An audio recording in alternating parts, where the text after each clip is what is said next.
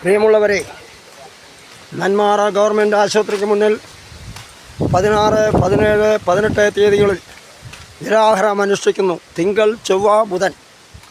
ഈ വരുന്ന തിങ്കൾ, ചൊവ്വ, ബുധൻ നെന്മാറ ഗവൺമെൻറ് ആശുപത്രിക്ക് മുന്നിൽ നിരാഹാരം അനുഷ്ഠിക്കുന്നു എന്ന് പറയുമ്പോൾ ബന്ധപ്പെട്ട അധികാരികൾ പല പ്രാവശ്യമായി സമരം ചെയ്തിട്ടും, നെന്മാറ കോൺഗ്രസും യൂത്ത് കോൺഗ്രസും നമ്മളും ഒക്കെ സമരം ചെയ്തിട്ടും പല പ്രാവശ്യം നെന്മാറ ആശുപത്രിക്ക് മുന്നിൽ സമരം ചെയ്തിട്ടും ഇതുവരെ നാളിതുവരെയായി അവിടെ മോർച്ചറി 7 or 8 വർഷമായി അടഞ്ഞു കിടക്കുകയാണ്.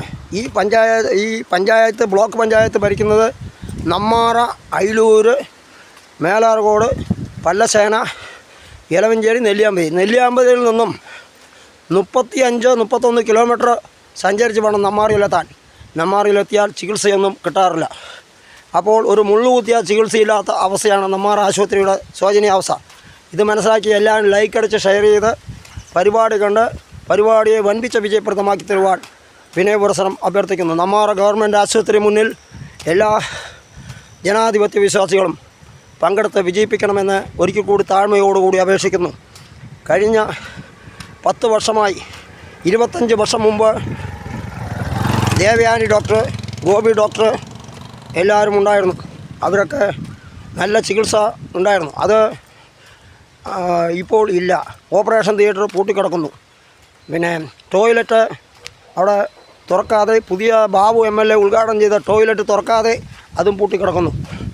പിന്നെ ഗവൺമെൻറ് ആശുപത്രിയുടെ ശോചനീയാവസ്ഥ എന്ന് പറയുമ്പോൾ ഗൈനക്കോളജിസ്റ്റ് ഡോക്ടർ അത്യാവശ്യമായി 3 ആൾ ആവശ്യമാണ്. എല്ലുരോഗ വിദഗ്ധർ 3 ആൾ ആവശ്യമാണ്. പിന്നെ ആക്സിഡൻറ്റ് സംഭവിച്ചാൽ അതിനുള്ള ക്രമീകരണങ്ങൾ വേണം. താലൂക്ക് ആശുപത്രിയായിട്ട് ഉയർത്തണമെന്നാണ് ആവശ്യപ്പെടുന്നത്. 100 കണക്കിന് ആളുകൾ 6 പഞ്ചായത്തുകൾ ആശ്രയിക്കുന്ന ആതുരാനന്തര ആലയമായ നെന്മാറ ഗവൺമെൻറ് ആശുപത്രിയെ ശോചനീയാവസ്ഥയിലേക്ക് തള്ളിവിട്ട CPMൻ്റെ ഭരണകർത്താക്കൾ നെന്മാറ ബ്ലോക്ക് പഞ്ചായത്ത് 35 വർഷമായി ഭരിക്കുകയാണ്. അതിന് ഒരു ചെറുവിരലനക്കാത്ത പിന്നെ കെ ബാബു MLA ഇവർക്കെതിരെ രോഷപ്രകടനം ഉയർന്നു കഴിഞ്ഞു. ഇനി ഇവരെ വോട്ട് ചോദിക്കാൻ വേണ്ടി മാത്രം വന്നിട്ട് കാര്യമില്ല. ജനങ്ങളുടെ ആവശ്യത്തിന് വേണ്ടിയിട്ട് നിൽക്കണം. അത് കഴിഞ്ഞ കൊല്ലം എന്തോ 7 or 8 കോടി രൂപ വെച്ച് പറഞ്ഞിട്ട് ഫ്ലെക്സ് ബോർഡ് വെച്ചു ആശുപത്രിക്ക് മുന്നിൽ. അത് ഇപ്പോൾ അപ്പം തന്നെ 2 ദിവസത്തിനുള്ളിൽ ഇവിടുത്തെ ഒരു കാര്യങ്ങൾ നടക്കുന്നില്ല പറഞ്ഞപ്പോൾ അഴിച്ചിട്ട് പോയി. 8 കോടി രൂപ അനുവദിച്ചു എന്നാണ് പറയുന്നത്. മറ്റേ നേരത്തെ കിടന്ന 100 ബെഡുള്ള സ്ഥലത്ത് ഇപ്പോൾ 10-15 ആൾക്കാരെ മാത്രമേ കിടത്തി ചികിത്സയുള്ളൂ.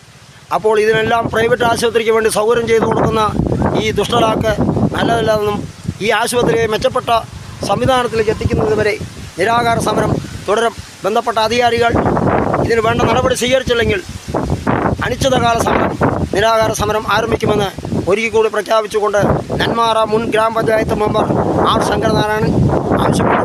എല്ലാവരും 16, 17, 18 സമരപ്പന്തലിലെത്തി അഭിവാദ്യം അർപ്പിക്കണമെന്ന് ഒരിക്കൽ കൂടി താഴ്മയോട് അഭ്യർത്ഥിച്ചുകൊണ്ട് നിർത്തുന്നു. ജയ് ഹിന്ദ്. ഈ ചാനൽ കണ്ട് യൂട്യൂബ്, ഫേസ്ബുക്ക്, ഇൻസ്റ്റാഗ്രാം കണ്ട് ലൈക്ക് അടിച്ച് ഷെയർ ചെയ്യണമെന്ന് ഒരിക്കൽ കൂടി താഴ്മയോട് അപേക്ഷിച്ചുകൊള്ളുന്നു. ജയ് ഹിന്ദ്.